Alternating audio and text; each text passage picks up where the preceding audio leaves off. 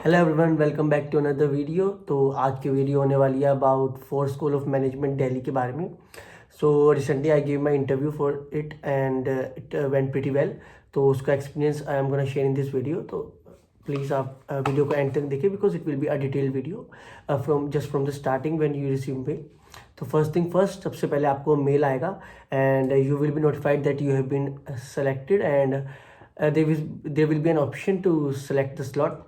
तो slot book करने के बाद आपको एक दिन पहले अपने इंटरव्यू से एक मेल आएगा जिसमें सिंपली 2 लिंक्स होंगे। एक लिंक होगा प्रेजेंटेशन का, जो कि हाफ एन आवर की प्रेजेंटेशन होगी आपके पीआई से कुछ आवर्स बिफोर। तो सिंपली उसके बाद आपका पीआई विल बी कंडक्टेड। तो मेल में ये लिखा हुआ होता है कि आपका पीआई का जस्ट आप बुक स्लॉट कीजिए। तो इसका मतलब ये नहीं है कि आपका खाली पीआई होगा, आपका एक्सटेम्पोर एंड बीएक्यू भी होने वाला है। तो BAQ is simply there will be 3 questions and you have to answer them. BAQ यानी कि बिजनेस अवेयरनेस क्वेश्चंस। तो उसमें आपके 3 क्वेश्चंस आएंगे।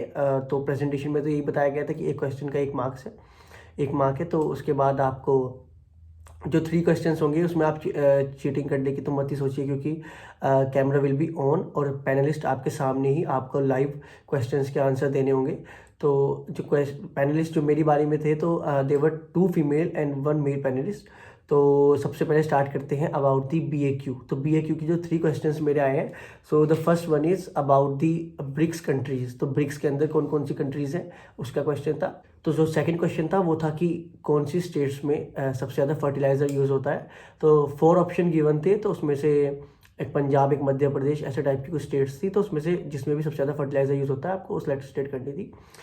उसके बाद जो थर्ड क्वेश्चन था वो था अबाउट कि एक ऐसी कंपनी बताओ जिसने non profit organisation company seeds के साथ वैक्सीन ड्राइव कंपेन चलाया है।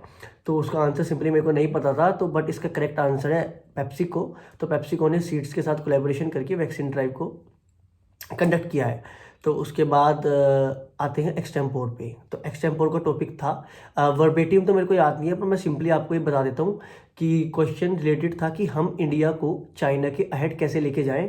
तो व्हाट आर द स्टेप्स। तो उसके लिए आपको सिर्फ 30 सेकेंड्स मिलती हैं to write down the points. तो अराउंड 10 to 15 सेकेंड्स में मैंने ये 4 पॉइंट्स लिख लिए थे, ये तभी के पॉइंट्स हैं। तो ये पॉइंट्स लिखने के बाद आप सिंपली इन पॉइंट्स के बेसिस पे आप अपना अराउंड 1 मिनट का एक्सटेम्पोर आपको बोलना है। तो एक्सटेम्पोर के बाद आता है आपका सिंपली पर्सनल इंटरव्यू। तो पर्सनल इंटरव्यू में कुछ नहीं, सिंपल जो मेरे को क्वेश्चंस पूछे गए हैं, कोई जीके का क्वेश्चन नहीं और कोई बिजनेस अवेयरनेस का क्वेश्चन नहीं। तो अब मैं बताता हूँ आपको हाउ इंटरव्यू वेंट। तो सबसे पहला क्वेश्चन था, प्रथम क्विकली इंट्रोड्यूस योरसेल्फ। तो मैंने फटाफट से अपने आप को इंट्रोड्यूस कर दिया about my hobbies and all. तो उसके बाद the second question, I have written all these here so I don't forget. तो उसके बाद क्विकली इंट्रोड्यूस योरसेल्फ के बाद उन्होंने मेरे को ये पूछा है कि आपको हमारे अलावा 4 के अलावा किन कॉलेजेस से अभी तक कॉल आ चुकी है। तो I just told them about the तापमी एंड ग्रेट लेक्स ओनली। अभी मैंने उनको और किसी के बारे में नहीं बताया। तो तापमी और ग्रेट लेक्स के बारे में उन्होंने मेरे को ये पूछा कि आप अगर आपको चॉइस करनी है तो इन 2 में से, अपना 4 का नाम नहीं लिया उन्होंने, इन 2 में से आप किसको सिलेक्ट करोगे। तो सिंपली भाई मैंने तो ये वहाँ पर बोल दिया कि अभी मेरा डिसाइडेड नहीं है। आई विल जब मेरे को फाइनल कॉल आ जाएगी मैं थोरोली दोबारा डिटेल्ड इसकी वो करूँगा, देखूंगा, पूरा चेक करूँगा क्या कॉलेज कैसा परफॉर्म कर रहा है and then I will decide. तो अभी मेरा फिलहाल कोई डिसाइडेड नहीं है। तो उसके बाद उन्होंने मेरे को ये पूछा कि आप एक ऐसा पैरामीटर बताओ जिसके बेसिस पे आप कॉलेज को रेट कर दोगे कि ये कॉलेज बढ़िया है या नहीं है। तो उसके लिए सबका अपनी थिंकिंग होती है। कोई बोलेगा एल्यूमिनाई नेटवर्क, कोई बोलेगा लोकेशन, कोई बोलता है about the rankings and all. So मेरा आंसर सिंपली ये था कि मैं एल्यूमिनाई नेटवर्क को चेक करता हूँ कि what they are doing right now एंड वो अभी कहाँ पर हैं, क्या पोजीशन पे हैं। तो वो कॉलेज को सिंपली रिप्रेजेंट करते हैं। अगर एल्यूमिनाई अच्छा कर रहे हैं तो उसका मतलब कॉलेज भी अच्छा है। तो सिंपली मेरा आंसर ये था। आप भी ये आंसर कर सकते हैं, बट आपकी अपनी थिंकिंग भी होती है। अगर आपको लगता है कि इससे भी बेटर कोई आंसर है सिर्फ एक पैरामीटर सेलेक्ट करने के लिए, तो आप वो दे सकते हैं। तो उसके बाद क्वेश्चन था कि फिर फैमिली बिजनेस का मेरे ज़्यादातर सभी फॉर्म्स में लिखा हुआ होता है। तो they ask about family business कि आप फैमिली बिजनेस आपका फैमिली बिजनेस है तो फैमिली बिजनेस के बारे में मैंने बता दिया कि हाँ हमारा रियल इस्टेट का बिजनेस है, 2-3 सिटीज़ में ऑपरेट करता है एंड ऑल।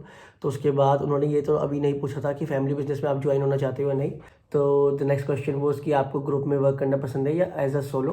तो मैंने उनको बोला कि I am a group person, I want to lead the group also. तो मेरा पर्सनली मैं ग्रुप को लीड करना पसंद करता हूँ। एंड तो उन्होंने पूछा कि अगर आप ग्रुप को लीड करना पसंद करते हो और अगर आप एक ग्रुप के लीडर हो तो are you ready to take the responsibility also. तो I just simply told them कि अगर मेरे को क्रेडिट मिलेगा, अगर मेरे को एक तारीफ भी मिलती है अगर एज अ ग्रुप पर्सन, तो वाई नॉट टेक क्रिटिसिज्म। अगर मैं एक ग्रुप को लीड कर रहा हूँ तो मैं बिल्कुल भी अफ्रेड नहीं हूँ to take the responsibility and accountability of the group failure as well. तो अगर एक क्रेडिट मिलता है तो why to be fear of criticism. तो उसके बाद the female panelist questions were over. तो एक फीमेल पैनलिस्ट ने मेरे को क्वेश्चन पूछे हैं, एक ने नहीं पूछे हैं। Now coming to the male panelist.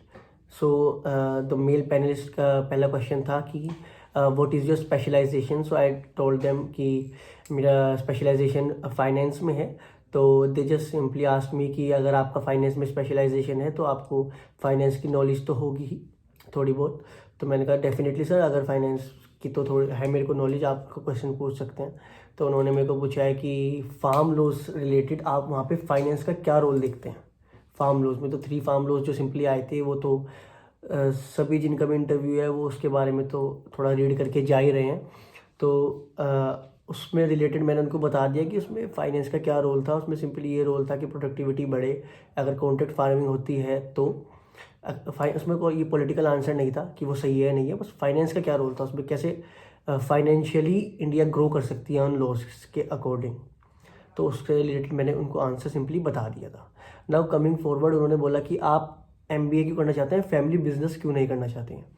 तो सिंपली उसमें मैंने उनको बता दिया कि अभी तो मेरे को बहुत चीज़ें लर्न करनी है, बहुत एक्सपोजर लेना है, पीयर ग्रुप बनाना है, नेटवर्क बनाना है। तो वो सब एक बिज़नेस में वर्क करेगा। अगर फ्यूचर में मैं अपने फैमिली बिजनेस भी ज्वाइन करता हूँ तो उसके लिए भी MBA बहुत इंपॉर्टेंट है, क्योंकि जो नॉलेज एक राइट एज में MBA दे सकता है वो बहुत इंपॉर्टेंट है फैमिली बिजनेस के लिए। तो सिंपली उसके बाद क्वेश्चन था कि what is your plan B. तो plan B I just simply told them कि मेरा भी कोई प्लान बी नहीं है MBA करने के लिए। सिंपल मेरे को MBA करना है, वही मेरा प्लान है। और अभी फ़िलहाल मेरा कोई प्लान बी नहीं है। बाकी एक family business is always there. तो अगर MBA में वर्क नहीं करता MBA तो I will just simply add on to my family business. मैं वहाँ पर अपना कंट्रीब्यूशन देने की कोशिश करूँगा। तो एज सच फ़िलहाल कोई प्लान बी नहीं है। So this was all the questions they asked me. So there was no GK question as I told you earlier. तो सिंपली यही क्वेश्चन थे, कोई एकेडमिक का क्वेश्चन नहीं था, simply it's about your life. तो ऐसे ही तापमी का इंटरव्यू था, it's just revolve around your life. आपको पता होना चाहिए अपनी वीकनेस, अपनी स्ट्रेंथ्स, अपनी आपको ये भी पता होना चाहिए क्या opportunity about the achievements and all. सारा आपको अपनी सिर्फ अपनी लाइफ के बारे में पता होना चाहिए and interview will be just fine. तो किसी किसी को GK और एकेडमिक्स रिलेटेड क्वेश्चन पूछते हैं वो तभी थोड़ा उस पर जाते हैं ज़्यादा। अगर 1-2 क्वेश्चन पूछ रहे हैं तो कोई नहीं, आपका इंटरव्यू ठीक है।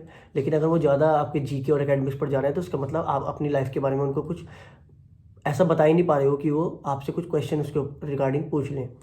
तो कुछ ऐसा इंटरव्यूअर्स को आप बताएं कि थोड़ा मैनिपुलेट करें इंटरव्यू अपनी तरफ, कि ताकि वो आप में थोड़ा सा इंटरेस्ट दिखाएं rather then in GK questions and awareness questions.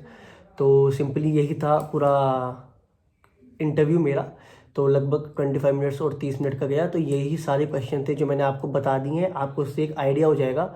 और जिन्हीं का भी 4 का इंटरव्यू है वो प्लीज़ अगर उनको ये वीडियो हेल्पफुल लगी है या किसी को भी लगी है तो प्लीज़ वीडियो को लाइक एंड चैनल को सब्सक्राइब कर देना। और कमेंट में कोई भी क्वेरीज हो किसी की, just please ask me. Thank you for watching guys.